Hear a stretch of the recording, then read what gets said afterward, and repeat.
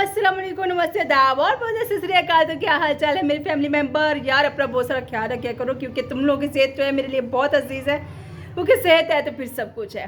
तो आज की वीडियो जो हम मिलके बैठ के देखने वाले हैं वो है जी mega projects in Odisha 2024। India को कोई रियासत है भाई, उसमें प्रोजेक्ट्स जो चल रहे हैं, कौन कौन से प्रोजेक्ट्स चल रहे हैं, किन पर काम हो रहा है, किन पर होने जा रहा है, इन सब चीज़ों को है आज की वीडियो के अंदर हम वॉच करने वाले हैं। तो लास्ट तक लाजमी देखिएगा।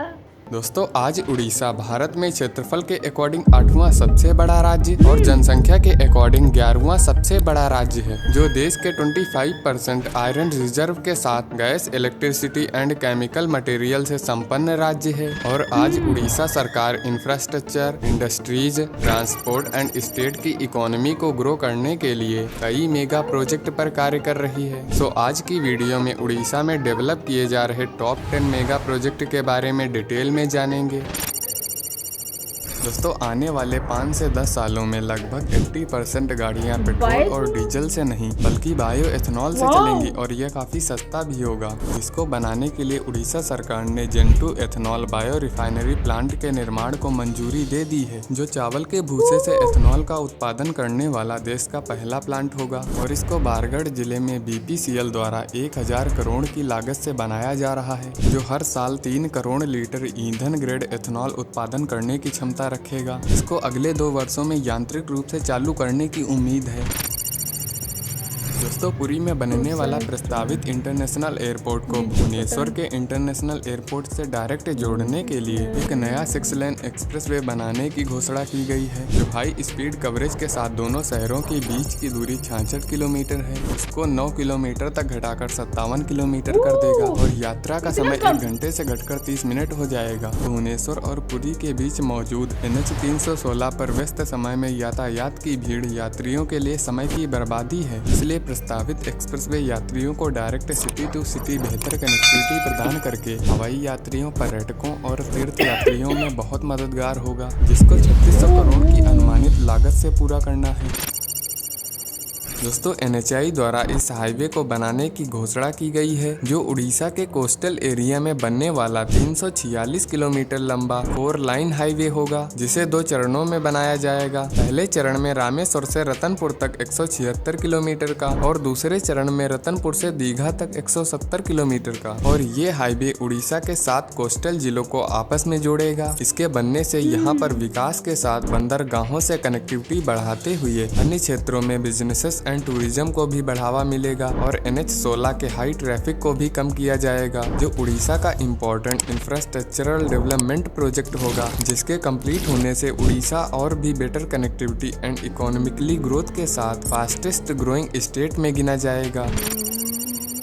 दोस्तों, पुरी रेलवे स्टेशन उड़ीसा का ही नहीं बल्कि ईस्ट कोस्ट रेलवे का सबसे बिजी रेलवे स्टेशनों में से एक है, जिसे अगले 2 वर्षों में 364 करोड़ की लागत से वर्ल्ड क्लास फैसिलिटीज में तब्दील किया जाएगा। दोस्तों, पुरी शहर की इकोनॉमी का 50% हिस्सा यहाँ के रिलीजियन टूरिस्ट से आता है, जिसको ध्यान में रखते हुए इस स्टेशन को मल्टी मॉडर्न रूप में डेवलप किया जाएगा, जिसमें information system, art gallery, checking area के साथ वो सभी मॉडर्न फैसिलिटीज होंगी जो इस स्टेशन को एक डेवलप्ड स्टेशन की पहचान दिलाएंगी। इसको 28,554 स्क्वायर किलोमीटर के एरिया में 3 फ्लोर बिल्डिंग के रूप में डेवलप किया जा रहा है, और ये एक टर्मिनल स्टेशन है जो आगे बनने वाले श्री जगन्नाथ अंतर्राष्ट्रीय हवाई अड्डे को भुवनेश्वर के अंतर्राष्ट्रीय हवाई अड्डे से डायरेक्ट जोड़ेगा, और इससे शहर की इकोनॉमी एंड डेवलपमेंट को बढ़ावा मिलेगा।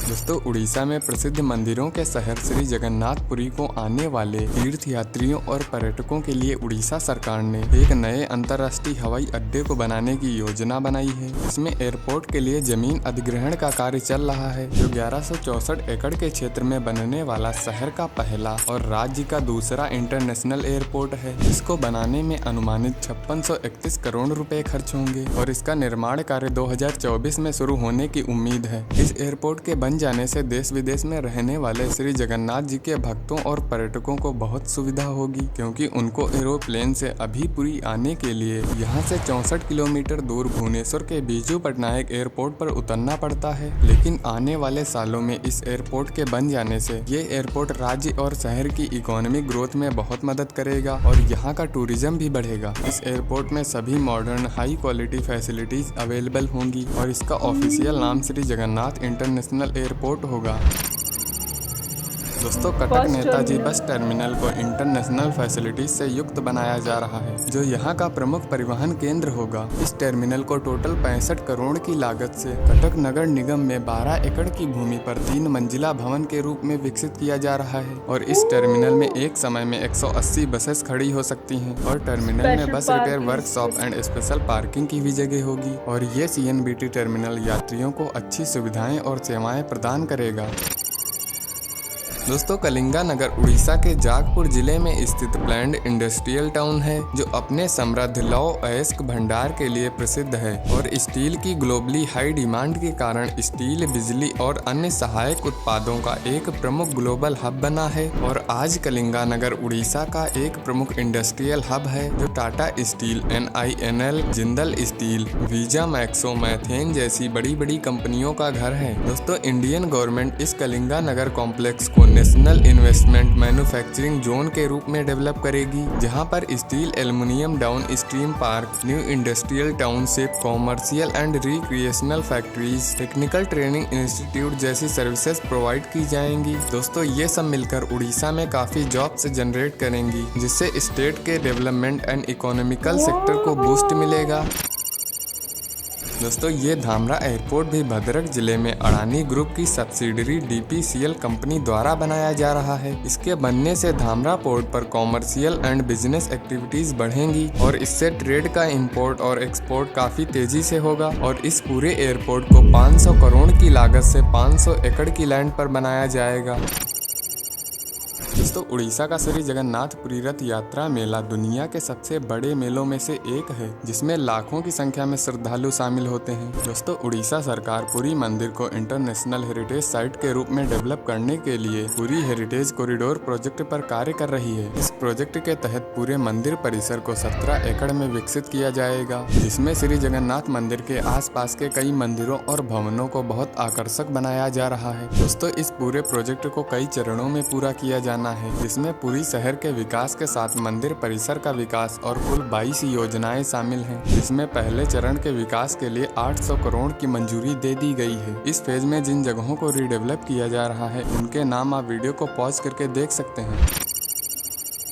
उड़ीसा स्टेट आजकल अपने IT सेक्टर को काफी तेजी से ग्रो कर रहा है, जिसमें नए नए डेवलपमेंट किए जा रहे हैं, जिसमें info valley multipurpose industrial project जो 660 एकड़ की भूमि पर भुवनेश्वर में बनाया जाएगा, जिसमें कई IT इंडस्ट्रीज जैसे IT special economic zone, electronic system design and manufacturing sectors, business park and corporate office शामिल हैं। भुवनेश्वर की इस इंफो वैली में इंडिया की मेजर बड़ी बड़ी कंपनियां जैसे TCS, इन्फोसिस, विप्रो, टेक महिंद्रा और एक्सेंचर अपने बिजनेस फर्म्स ओपन करेंगी, जिसमें यहाँ इन्वेस्टमेंट बढ़ने के साथ शहर के इंफ्रास्ट्रक्चर एंड डेवलपमेंट को इकोनॉमिकली बूस्ट मिलेगी और शहर में नई नई जॉब्स क्रिएट हो।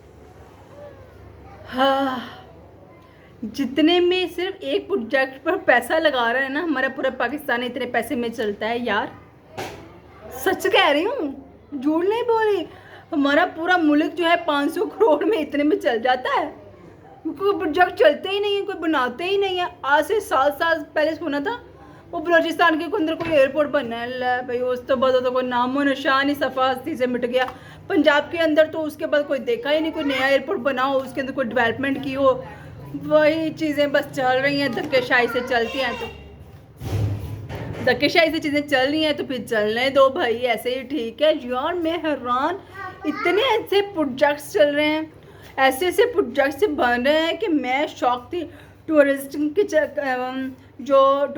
चक्कर में बस टर्मिनल्स हो गए हैं, एयरपोर्ट्स हो गए, या ट्रेनों के जो रेलवे स्टेशंस हैं उनके मामले में, और बस चलते जा रहा है इंडिया भाई आगे आगे। पता नहीं कितना, कोई इतना पैसा 535 करोड़ 500 करोड़ इतने करोड़ जो है वो लग रहे हैं एक एक प्रोजेक्ट के अंदर। हमारा तो पूरे साल ही नहीं कुछ सुनते कोई प्रोजेक्ट चल रहा होगा। अगर कोई अनाउंस हो भी जाता है तो वो सिरे से ही हो जाता है, थोड़ा सा ही चलने के बाद ना। छोटे छोटे प्रोजेक्ट्स भी नहीं बन रहे हैं भाई। वो वाघा बॉर्डर की तरफ कह रहे थे कोई ऐसा प्रोजेक्ट तैयार किया है, वो कोई चाइना की तरफ जो है मोटरवे चलेगी, अल्लाह ही जाने वो किधर चलेगी मोटरवे हमारी, वहीं पर खड़ी है, कोई आगे नहीं बनाया गया, कोई उसके साथ नहीं लिंक की। अल्लाह ही वारसा पाई थी साडा भी अल्लाह ही वारसा, क्योंकि असी तो इतना वीडियो दे खुश होंगे रहने कि साडा हमसाया मुल्क जो इन्नी ज़्यादा तरक्की कर रहा है, होर की चाहिए यार सानू। बस क्या कह सकते हैं, शायद यही वीडियो देख के शर्म आ जाए हमारे हुक्मरानों को। चला जा। तो नेक्स्ट वीडियो मिलेंगे किसी अच्छी सी प्यारी सी खूबसूरत सी वीडियो के साथ। बस हुण मैनू दे दो इजाज़त। अल्लाह हाफिज़।